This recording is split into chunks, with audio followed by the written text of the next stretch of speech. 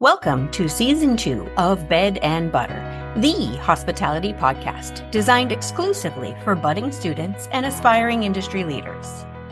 The podcast is in partnership with Southern Maine Community College. We're thrilled to continue this exciting journey with you. Each episode will delve into the heart of hospitality, uncovering invaluable insights, trends, and strategies. Join us along with culinary professionals, entrepreneurs, hotel and cruise line executives. Whether you're sharpening your skills or stepping into the world of hospitality for the first time, Bed and Butter is your go-to resource. So let's dive in and spread the knowledge one episode at a time. Apple REIT is a powerhouse in the hospitality industry, owning 224 rooms-focused hotels across 37 states. As one of the largest, most respected publicly traded companies in this sector, their impact's undeniable. Today, I'm thrilled to welcome Jeanette Clark, the dynamic Chief Capital Investment Officer at Apple REIT. In the episode, we'll uncover the fresh perspective on the hotel business through Jeanette's eyes. We'll dive into the complexities of CapEx, the art of asset management, and how data can be transformed into compelling narratives. Jeanette's journey as a top executive, dedicated volunteer, and devoted mom will inspire and enlighten. So sit back, relax, and get inspired. Well, welcome, Jeanette. I'm so happy to have you here. Thank you for being here. Thank you so much for this opportunity. I'm so excited to talk to you today. Well, you and I have known each other for over 10 years now, and there's so much in your brain, so much that you've done in your career over that time. And I just thought, rather than try to pick a lot of questions and find them, let's just have a good conversation and get to know each other. You good for that? I'm great for that. Thank you. I think our listeners will be excited to hear it too. So with your career, you're with Apple REIT, and tell me, Apple REIT, what is a REIT and what is Apple?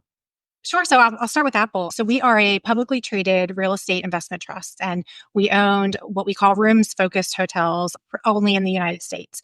And our portfolio consists of 224 hotels right now with more than 30,000 guest rooms, 87 markets, and 37 states. So quite a large portfolio.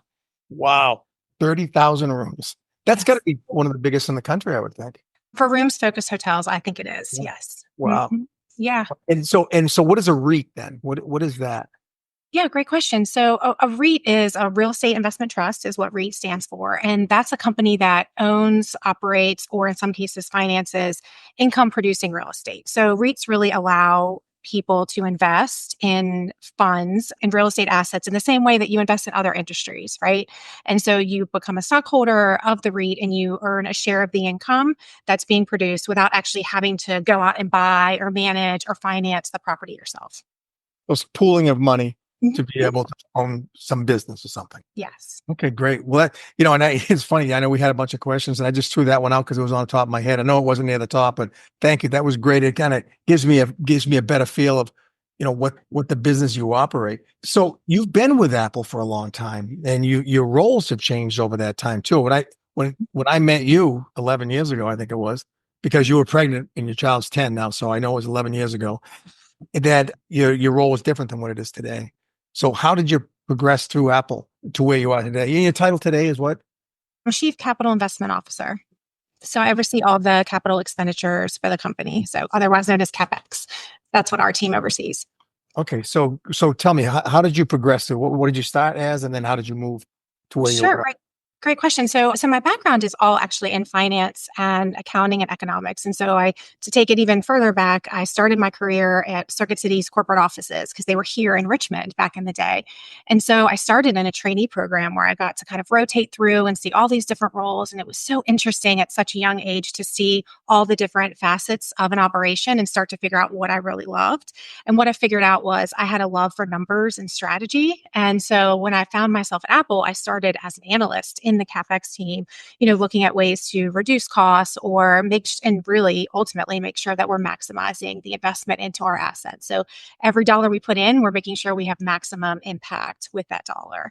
And so I went from being an analyst to overseeing all of our non-renovation CapEx, and then ultimately took on the Chief Capital Investment Officer role a couple of years ago. And it has just been such a fun ride. So you said no non-CapEx related capital?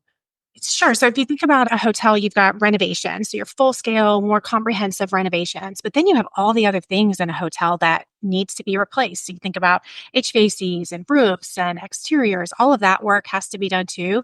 And our team here at Apple actually handles all of that for all 224 hotels.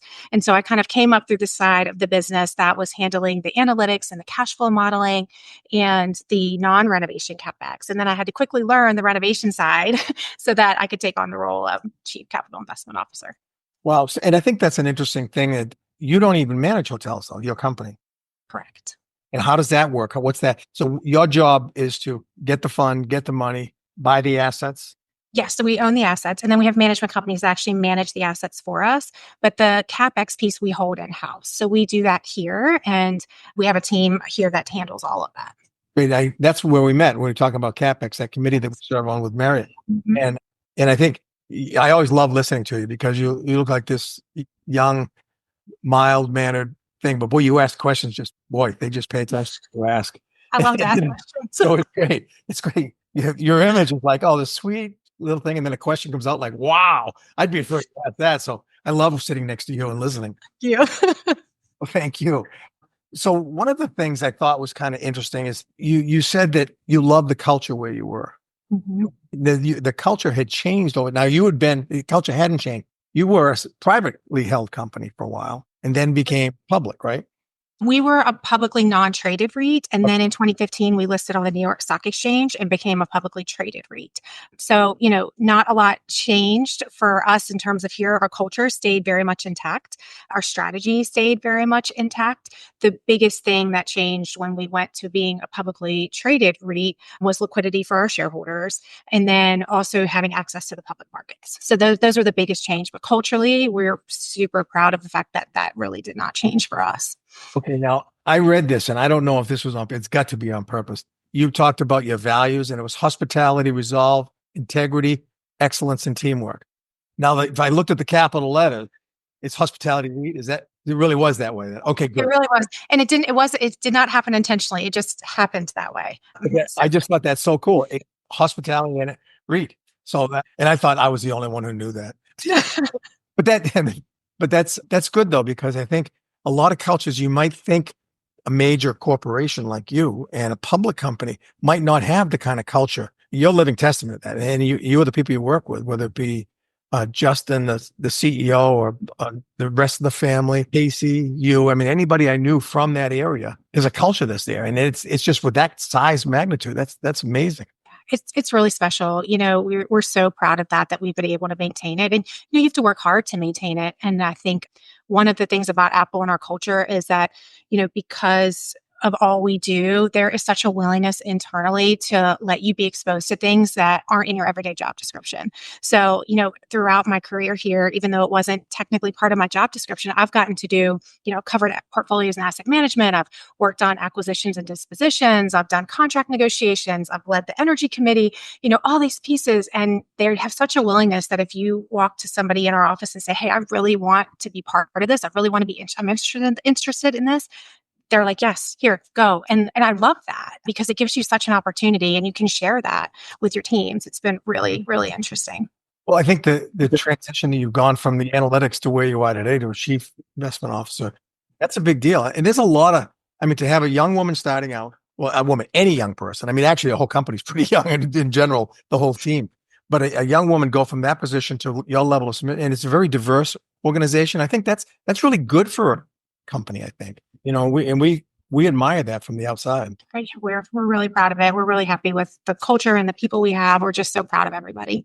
You are there because of who you are, not because you're a woman, but it's nice, it's refreshing to see that there's a lot of diversity in the senior leadership. Senior leadership. So that's great. I like one of the things you said was, I love data and I love strategy. I do. I kind of geek out over that. I really love it. And everybody here does. So I'm kind of in perfect company. It was like yesterday afternoon, there was 6 or 7 of us sitting at a table going through something that one of our team members had created. And you could just feel the excitement. People are we're talking on top of each other because we're just so excited about it. And Justin walks by and his hands are full. He's walking to go somewhere. And we're like, Justin, look at this. And he, like, without hesitation, that's our CEO, without hesitation, drops everything he's holding and pulls up a chair. And that's who we are, right? And we just start trading ideas and going round and refining everything. And I was sitting there yesterday. I was like, this is what is so special. How many places do you get to do this, where you get to bounce ideas off your peers? Everybody's as excited as you are. And then your CEO is actively engaged in every conversation, helping you get through it. So it was just so nice and refreshing to see yesterday. Well, I think, and I didn't ask you this before, but wouldn't you say that that's important for someone when they're looking for a career? Now, you can't always, not every job you ever had is going to be that way, but that's important, that you don't look just for the job or the location or the money. You look for other things too. Oh, 100%. I think that you have to look for a culture that's going to fit for you. And I think, anyone coming out of school or looking for a new role, you have to think about, what do you value, right? What do you value in your personal life? What do you value in your professional life? And find a company that has similar values, because that's where everyone's going to succeed. And you spend a lot of time at work and with the people you work with, and you want to enjoy it. And so I think you're absolutely right. You have to look for those things. Well, that kind of, you talk about your personal life. Tell me about, now you are a young professional. You're a mom, you're a business leader, you serve on committees with brands, you travel a lot. How do you do that all how do you meld all your lives together that you have? And how do you do that? With you have two, you have a 10-year-old and a 6-year-old? I have a 9-year-old and a 7-year-old. They're about to be, I guess they're about to be 8 and 10 in about a month and a half. So yeah, it's a little boy and a little girl. So how do you balance all that? How do you organize it? Let's say it might not be balanced on a day-to-day basis, but. Right. No, that's a great question. I think, for me, what I've learned over the years is there's no such thing as balance for me. Instead, it's really about staying present. And I am constantly working on that. And, what I've found is that if I'm working or I'm, analyzing reports or preparing for a meeting, I am hyper focused on that. If I am at the soccer fields with my kids or on a family walk with the dog, I'm hyper focused on that. And I think just being present, and with so much going on in the world, and, telephones are always right there, just trying to put all that away and really be present in the moment, so that I can remember all this time with my kids and they can remember us all being there. And, a lot of that actually stems back to the first time I met you and Matt McClellan, and sitting at a table, and this was going way back, and it was my first big committee meeting, and first time I'd ever met you guys, and I was getting ready to get married. And one of the questions me and another person at the table asked you is, this stage in our life, all this is about to happen, what advice do you have? And I'm paraphrasing a little bit, but the advice that you and Matt gave us was, you're going to work hard and you'll hopefully get to where you want to in your career, but you have got to stay focused on your family, and you need to be there for your family and for your kids. And that just resonated so much, because one, I had just spent a whole day with you two and heard, how incredible you've been to the industry and to your companies and how much you care about your teams. And then to get that advice from you, I've just treasured it. And I know every time I see you, I remind you of this advice you gave me, but it's just resonated so much. And I think it's really colored a lot of what I've done, is just making sure that my kids are a focus, my family's a focus, but I love my work, and my work is also a focus. You just have to be present where you're at, is the best way, I think, and the best advice I think I could give to somebody who's trying to do the same thing. That's great. I think, and I apologize for when I go to these meetings, and I know you're supposed to be hyper focused on the meetings, but I always ask you pictures of your kids. Oh, I love that though. So I only get it. It is. I think I love that. And I love sharing it. I love that you can have both, right? You can focus on both. And I think it's great. And I think I probably shared with you, and I probably shared on the podcast before, that, I didn't necessarily do as well at that as I wish now. I would look back and I wish I had, but I have learned, and I am doing it with my grandkids. And I make sure I should have to show you pictures of my grandkids every time. I love seeing pictures of the grandkids. They are so cute. So thank you. I think that's great advice for anybody starting. And I think, but it's obvious. You said you work hard. It's not like you're off doing stuff with the family all the time. You're out there working hard, doing your career, and have elevated to the level. You wouldn't be at the C-suite of a company like Apple if you didn't have the skill set and the work ethic that you do. But the fact that you can separate the two in two different areas is just, that's remarkable. I admire that. And I'm glad I had some little piece about that. You did. You had a big piece. Yes. So besides Matt, but who else might have been a mentor for you? Someone that really was important to you that kind of guided a little bit of your life? Yeah, that's a great question. So I think I'll answer in two parts, because I think both of them are equally as important. First, I'd say my mom. I could talk about her for hours. She is an incredible woman who's been incredibly supportive of both me and my sister. And I think what's impacted me the most about her is that she's had really good things happen in her life, and she's had really tough things happen in her life. And But through it all, she's been incredibly resilient. And she really instilled that in us as kids, that things may not always go the way you want it to go, but you've got to find a way to get through it. And you need to be resilient and work hard and eventually keep going. Right. And I think just watching her do that time and time again just made me want to be that type of person. And she kind of coupled that with this level of enthusiasm. Everything she does, she is so enthusiastic, just genuinely excited to be working on whatever she's working on.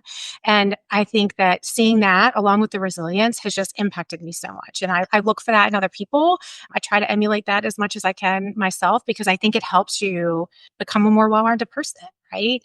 And that kind of leads into the hospitality industry in general. I think this is such an important piece that us in the hospitality industry don't talk about enough, but there are so many wonderful people in our industry who are willing to be mentors like yourself, willing to answer questions and give advice. And it is such a special part of the industry, especially for people coming into it. There's this amazing career trajectory you can have. And then you can also meet incredible people who will give you advice, who will help you. And I just love that about our industry. And, when I started, I didn't have any operations experience. So I had to ask questions and meet people and rely on others to teach me. And they were so willing to do it. I think that that's really something special about our industry that I haven't seen in a lot of other industries, but I haven't been in a lot of other industries recently either. But I think we're really fortunate to have that. Well, that is important. And I think you are being a mentor in this role today. I mean, that's one way you can be. And I think you're mentoring your kids, your kids at home. And I think they're seeing mom being able to balance these things, but still be at the game and cheering them on and running off to a meeting or then jumping on a podcast. So, I mean, it's great for them. And I'd love to meet your mom. That she sounds like she's great. And please make sure she gets to listen to the podcast, because she'll be proud of you after she sees it. I will. So, you've gotten to this level of success in your life, both in all aspects of your life. But what kind of success habits might you have? I mean, how did you get there? What things did you do that would be a good advice for someone starting out? Yeah, that's a great question. I think I'm always looking for ways to continually get better. But I think, most importantly, learning how to be a good listener and always improving that skill. It's so important. You think about any aspect of your professional life or your personal life, being a good listener is so important. It helps you get to the right solution for whatever situation that you're in, and it helps you learn. And so I think, like you mentioned earlier, I'm very curious about things. I ask a lot of questions, and I genuinely love to learn. So I think that's been a really great habit for me. If you get more tactical than that, I'm up incredibly early in the morning. I love being able to knock out my workout and get through emails, because that gives me some flexibility in my day, so that if my team needs something or something inevitably pops up, I have more flexibility to do that, because I've knocked out so much early in the morning. I think the listening, you're absolutely right. But, it almost seems not to go with, I love numbers, I love strategy. I mean, but it does. And actually, I mean, it seems like, I'm going to sit down, I'm going to take care of numbers, but you've got to listen to other things to be able to be successful in your numbers, I imagine. Absolutely. I mean, the numbers will start to tell you a story, but most times they don't tell you the whole story. And so you've got to be listening and be able to ask the right questions to get to the right outcome, right? That's what I've seen you do. And you're good at that. Thank you. Thank you. That's very nice. So you did say in one of your comments on your pre-read here was you love leadership books. Is there a particular one or two that you really liked? Oh, that's hard. I really love leadership books. I read a lot of them, but I tell you my favorite by far is The 7 Habits of Highly Effective People. By far one of the best books I ever read. I've read it in college, and I read it every couple years because I like it so much. I actually have the 7 habits taped on my desk right here that I keep with me. And one of the habits is, seek first to understand and then to be understood. And it goes back to being a really good listener, right? So that's probably one of my favorite. And a recent one was Unreasonable Hospitality was a good one too. I just read. What was that again? I want to write that down. Unreasonable Hospitality. Yeah, it was good. It's a good one. You've done really well, and you could maybe give our listeners some advice. You've given a lot of advice for this, and it's great. This person is younger than you, but you've risen to that level. So it's your responsibility to give back. I mean, that's what you're at, that senior level role in the country and in our industry. What advice might you give to our listeners? That's great. I would say a couple of things. I think, being coachable. We talked about my kids and they're in their sports era right now. And my husband and I talked to them a lot about the importance of being coachable and learning how to take feedback. And, I say it a lot, but feedback is a gift and you've got to learn how to be able to take it and you've got to learn how to be able to give it. And so what we're always telling the kids nowadays is, you can't control the outcomes, generally speaking, but you can always control your attitude and you can always control how good of a teammate you are. And so if you can succeed at those two things, that will help you in everything you do in life. And so that's a theme in our house quite frequently now in between soccer games.